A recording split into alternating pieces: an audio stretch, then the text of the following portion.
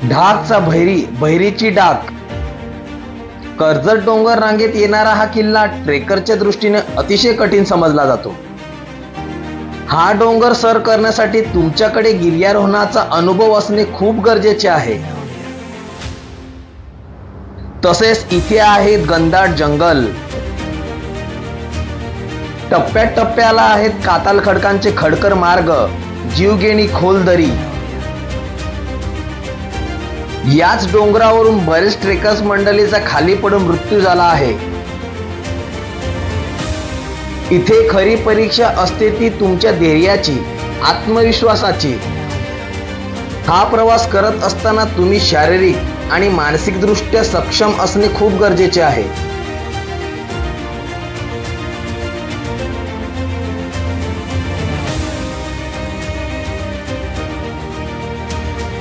सांडशी गावातून प्रवास करत असताना तुमच्याकडे गडाचा ऑफलाईन मॅप असणे महत्त्वाचे आहे.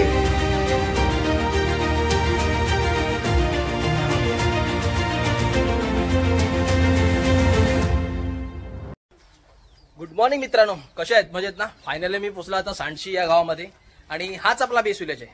तर बघू आपली बाईक आता इथपर्यंत कितपर्यंत जाईल. इथून तर आपल्याला इथून जायचं आहे डाकबैरी या किल्ल्यापर्यंत. तर डाकबैरीसाठी येण्यासाठी तुम्हाला जवळचं स्टेशन आहे कर्जत. कर्जतवरून तुम्हाला थेट सांडशी या गावी यायला लागेल.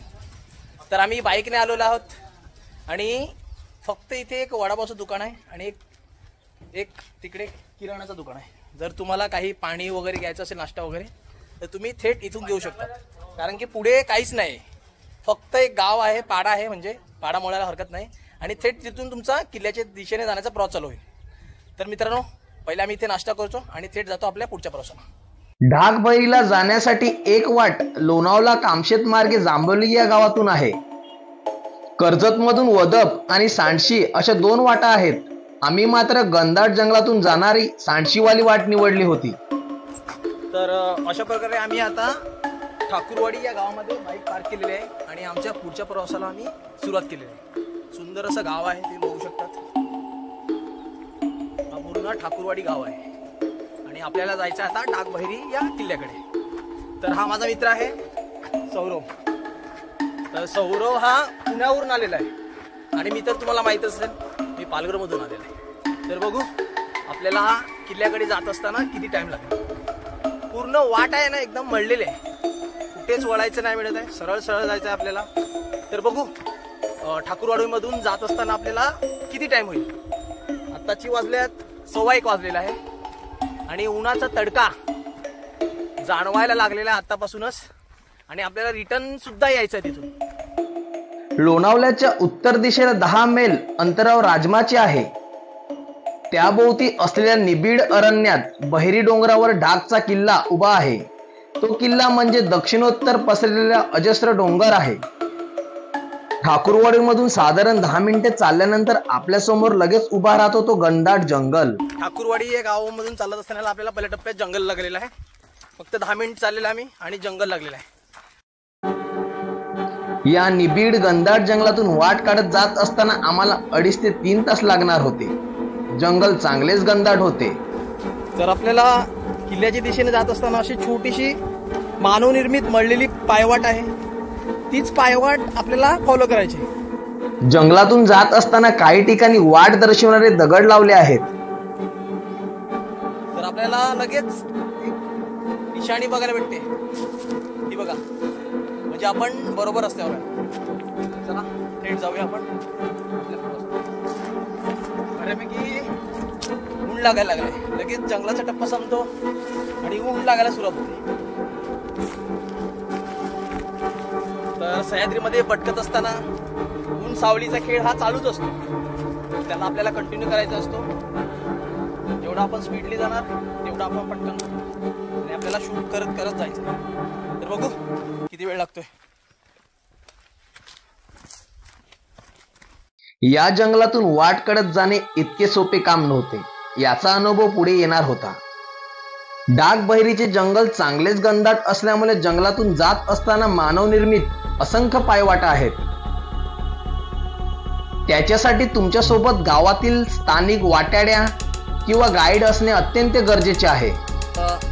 गडाकडे जात असताना आम्हाला 2 परत पायवाट लागलेले आहेत. एक जाते उजव्या हाताला आणि आपली एक सरळ आहे. तर पुढे आपल्याला काय ना काय निशाणे मिळेलच. तर बघू आपल्याला पुढे भेटलेला येतो. हे बघ, हे उभा खुबा सुळका, कोणीतरी सुळका बनवलेला आहे. आणि हे बघा रिबिन अटकवलेलं आहे, म्हणजे आपण बरोबर दिशेने. तर असंच तुम्ही पण आला कधी तर आजूबाजूला लक्ष द्या की आपल्याला जायचं कुठे आहे, आणि नक्कीच काही ना काही तुम्हाला निशाणी सापडेलच. आमच्यासोबत गाईड नसल्यामुळे जंगलातून रस्ता शोधणे हे आमच्यासाठी मोठे आव्हान होते.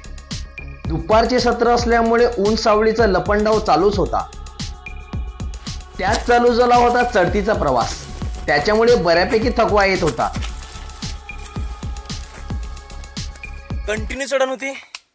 त्या कंटिन्यू चढण्यामुळे आमचा अवस्था बघा, पूर्ण घामाच्या लहरी गंगा यमुना सरस्वतीमध्ये येत आहेत पूर्ण,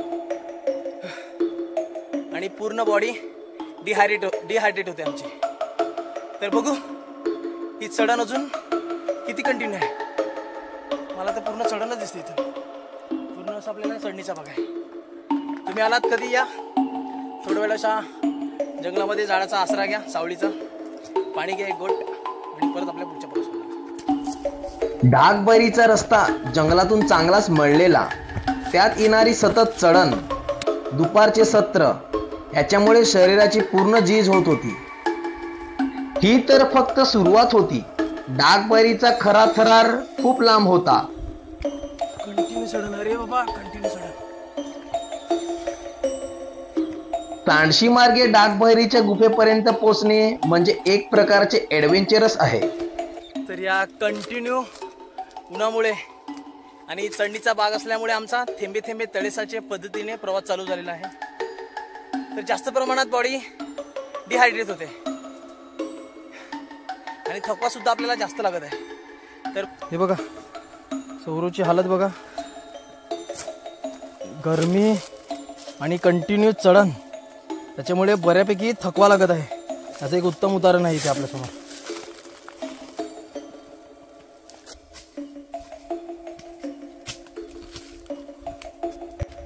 तर साधारण 1 तासाचा प्रवास झालेला आहे आमचा चढून, आणि अशी मोठी कातालखडे लागलेत, दगड. तर बघू रस्ता आता इथेच आहे, दगडाच्या मधून आपल्याला जायचं आहे. तासभराच्या प्रवासात आमची एवढी बेकार हालत झाली होती की सर्व एनर्जी इथे संपते की काय असे झाले होते. आता डागबैरीच्या काताल खडकांचा चित्त थरार तर अजून खूप बाकी होता. आता फक्त आणि फक्त सामोरे जायचे होते ते घनदाट जंगलाला. सर्वात मोठे आव्हान होते ते जंगलाचेच. आतापर्यंत आपण सुरक्षितरित्या जंगल पार करत होतो. कंटिन्यू चढण होती आणि पूर्ण अशी दरी आहे, खोलवर अशी दरी पसरलेली आहे. सतत चढणीचा भाग संपल्यानंतर थोड्या वेळापुरता जंगल खुलते आणि आपण येऊन पोचतो मोकळ्या मैदानात. इथपर्यंत आपण व्यवस्थित आलो. इथून पुढे आपण तब्बल 4 तास जंगलात भटकणार होतो, कारण या मोकळ्या मैदानातून बऱ्याच मानवनिर्मित वाटा आहेत. नेमकी आपली वाट कुठली यावर प्रश्न उभा राहतो, आणि शेवटी आम्ही वाट चुकीची पकडली.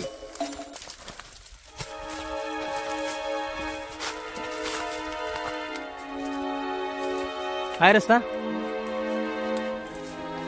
अशी झाडवळ, कुठून कुठून आलोय काय समजत नाही.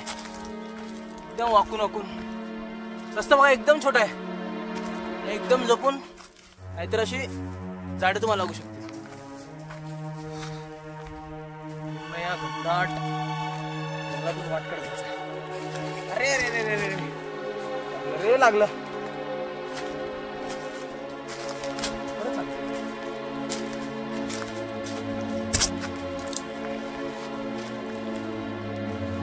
अरे चप्पा लागला वाटते. हाच रस्ता आहे का? माझं नाही वाटत हा, पण चुकलो. तुला आपण तिथे जाण्याचा प्रयत्न करू, कारण की मला पुढे रस्ता नाही वाटत आहे. अशा प्रकारे होत असते. कुठून आहे का रस्ता? आहे पक्का?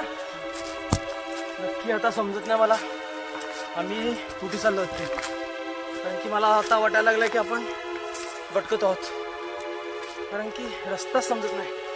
प्रत्येक ठिकाणी डबल वाटायत. या निबिड जंगलात आम्ही वाट चुकलो होतो. आता आव्हान होते ते योग्य वाटेवर यायचे.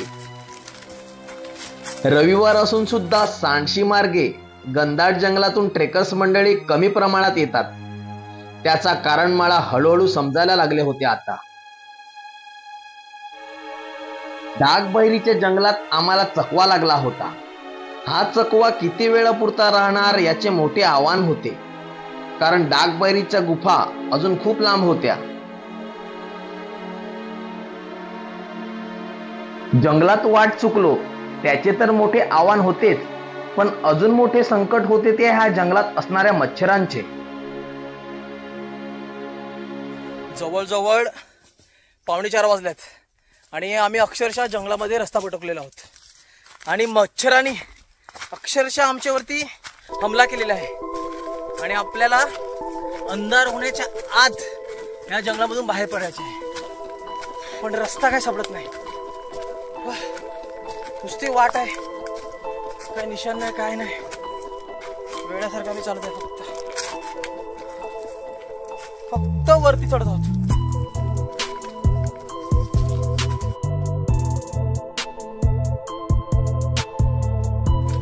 तर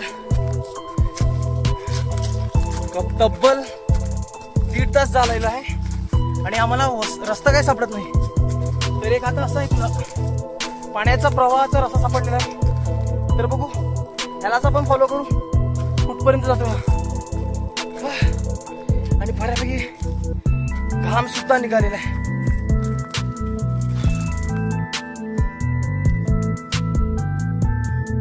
तब्बल 1.5 तास झाला होता आणि आम्हाला वाट काही सापडत नव्हती.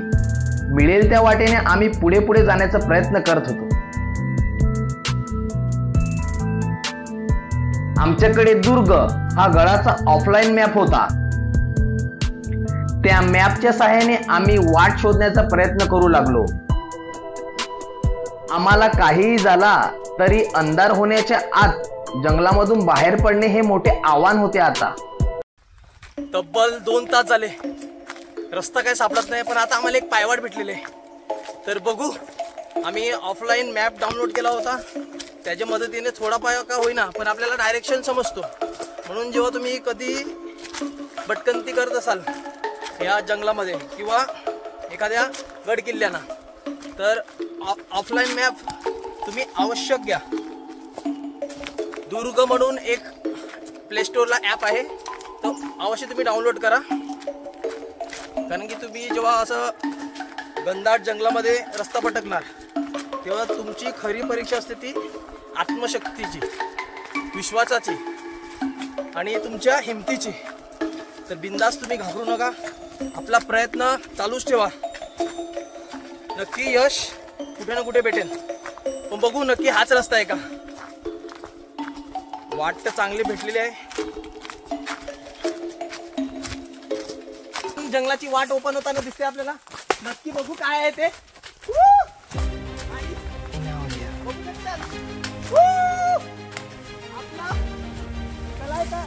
आपला दिसायला लागलाय. फायनली आपण जंगलातून बाहेर पडलेलो आहोत आणि सुंदर अशा ठिकाणी आलेलो आहोत.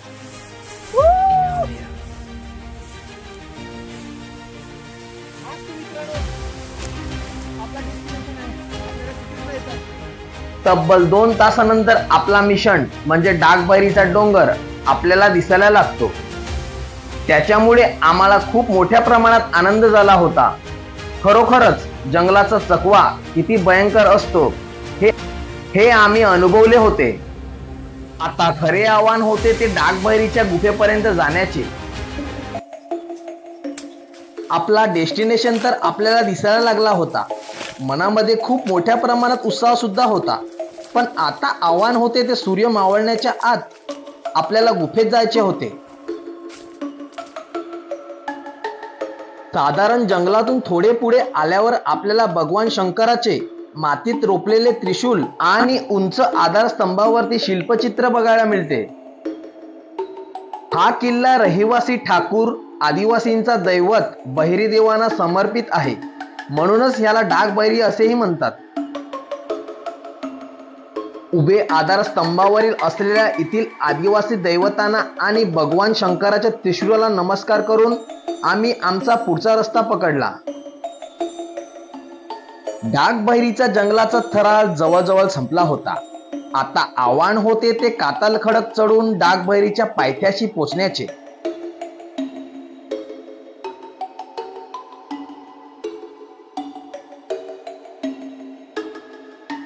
येथूनच आपल्याला डाक किल्ल्याच्या बाजूला असलेला कळकरायाचा सुळका नजरेसमोर येतो.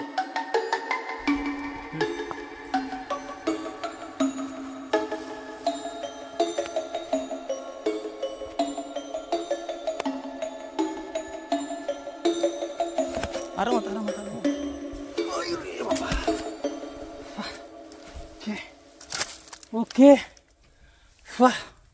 चढायची कुठून आहे? जवळजवळ संध्याकाळ व्हायला आली होती, पण आमचा मुक्कामाचा प्लॅन नव्हताच. पण आता आम्हाला नाईलाजाने रात्र या गुफेमध्ये घालवावी लागेल. त्यासाठी आम्ही रात्री थंडीचा बचाव करण्यासाठी लाकडांच्या काड्या गोळा करायला लागलो. पुढे शेकोटीसाठी याचा उपयोग होणार होता. तर फायनली अथांग प्रयत्नानंतर आम्ही पोचलो डाक बहिरीच्या पायथ्याशी आणि इथून आपला चित्तथरारक प्रवास होणार आहे. तर बघू, रात्र झाली तर आम्ही इथेच वस्ती राहणार, म्हणून आम्ही लाकडे बिकडच गोळा केलेले तिथे. डाक बहिरीचा खरा चित्तथरारक आता होणार होता.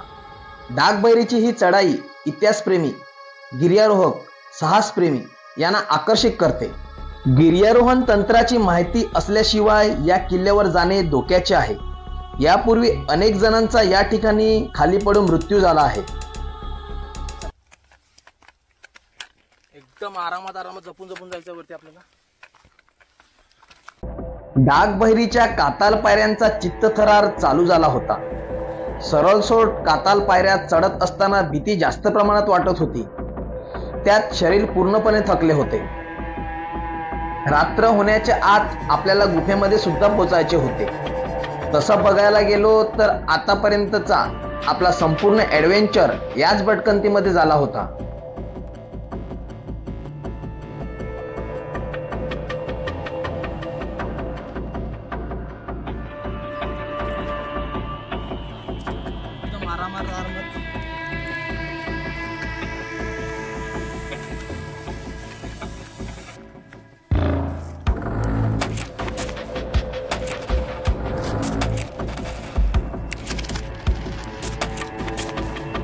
नमस्कार करतो.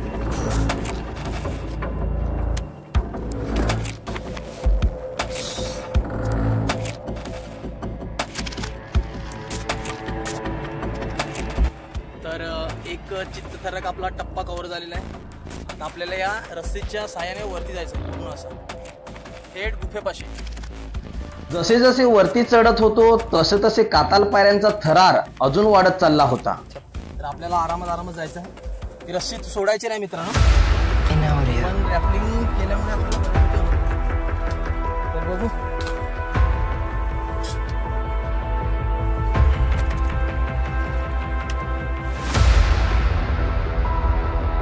इथूनच बरेच ट्रेकर्स मंडळीचा खाली पाय घसरून मृत्यू झाला आहे.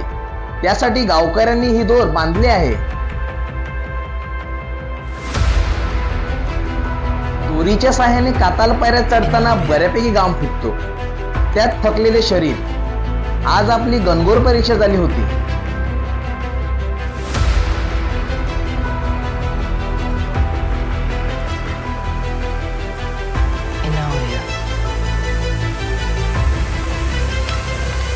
आरामात दोन्यात पकड, दोन्यात रस्सी घे ना.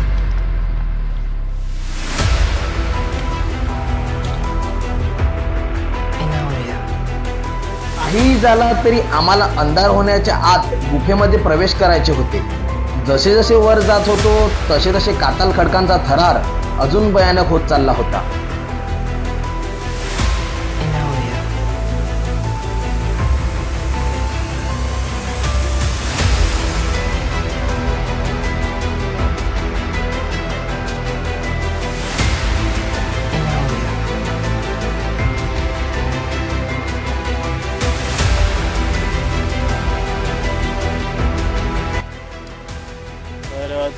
टप्पा आपला झालेला आहे चित्तथरारकचा. तर आपल्याला थेट असं शेवटचा टप्पा आहे. हे लाकडाच्या वरून जायचं आपल्याला थेट वरती गुफेमध्ये आणि आपला रात्री तिथे मुक्काम असणार आहे. तो पण चित्तथरारक होणार आहे. आणि व्ह्यू बघा इकडे.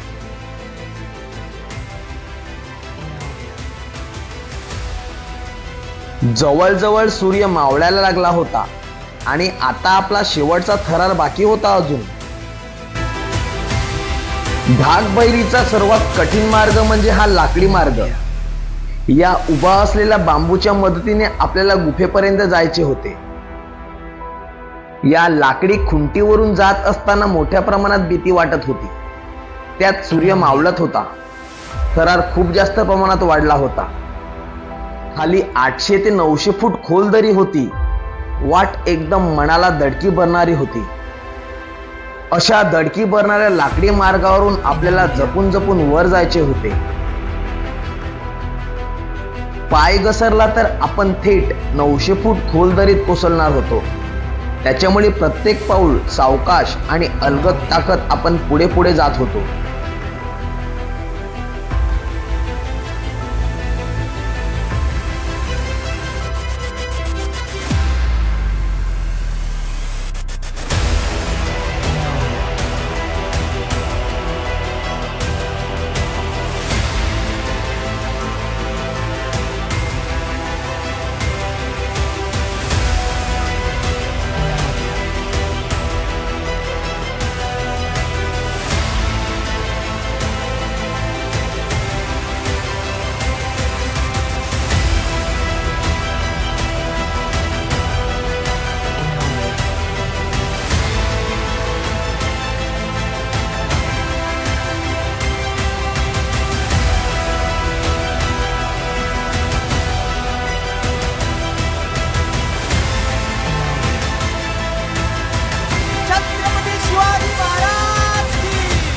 जय जय भवानी, जय शिवाजी, हर हर महादेव. फायनली मित्रांनो, अशा पद्धतीने अथांग प्रयत्नानंतर तब्बल 6 तासाने आपला डाकबैरीच्या गुफेमध्ये प्रवेश झाला होता. व्हिडिओ खूप मोठ्या प्रमाणात होत असल्याने मी पहिला भाग इथेच थांबवतो. भेटूया लवकरच गुफेमधील भयान रात्रीचा अनुभव, सकाळचा सूर्योदय आणि विशेष म्हणजे आपण चढलो तर खरा, पण चढण्यापेक्षा मोठे आव्हान होते ते उतरण्याचे. तर भेटू लवकरच डाकबैरीच्या दुसऱ्या भागात. तोपर्यंत जय हिंद, जय महाराष्ट्र मित्रांनो. गुड नाईट, शुभ रात्री.